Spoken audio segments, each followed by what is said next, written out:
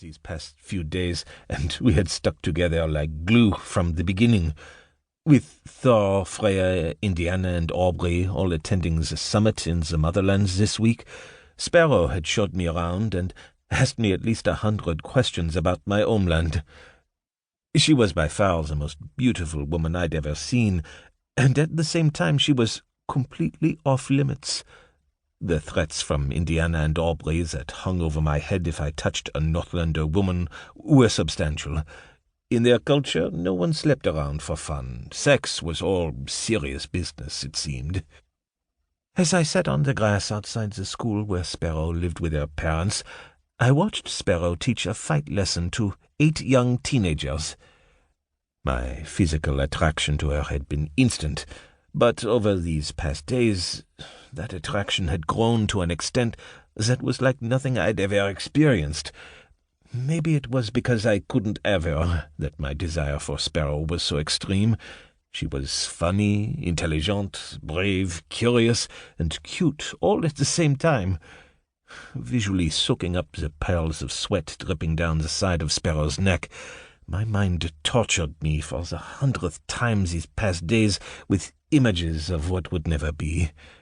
If we were back in Europe, I would have dismissed the kids and seduced her. I wanted to lick that pearl away so bad that I could practically taste the salt on my tongue. What I didn't understand was how a deity like Sparrow could still be untouched. We had discussed it while walking in the forest with her 2 brothers yesterday. They had called her picky because, apparently, both Sparrow and Aubrey had always had plenty of suitors, but they had impossible expectations and rejected everyone who offered them marriage. Ryder, Sparrow's brother, had joked that Sparrow had received more than 20 proposals, and she had corrected the number to 16. If I had been born here and shared their culture, I would have proposed to her as well. But we French people didn't marry or have committed relationships. There were laws against it that went back to the bleak history of the original survivors of the toxic war 400 years ago. Surviving underground required rigid systems and laws. There was no room for the emotional insanities that came with love. "I told you to keep those hands up," Sparrow lectured a boy who was as tall as her.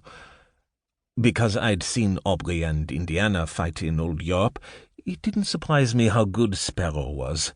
Even the teenage students at the school that her family ran had better techniques than most fighters back home.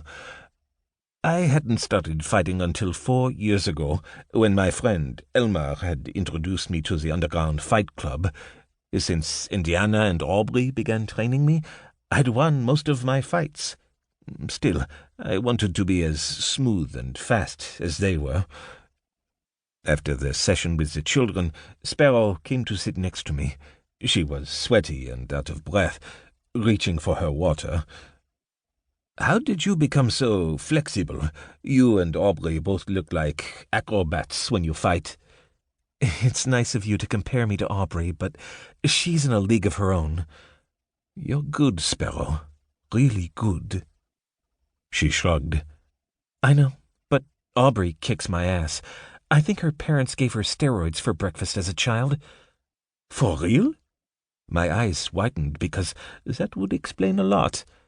Her laugh made a bit of water spill from her mouth. Using her left hand, she dried it away. "No, silly. Of course they didn't feed her steroids. She's just blessed with amazing genes. All the Aureliuses are." "Not Freya. She told me she doesn't know how to fight." Yeah, Freya." Sparrow frowned and looked away. "What about Freya?" She was quiet for a long moment, plucking the grass with a thoughtful expression. "She's always been different." "You don't like her?"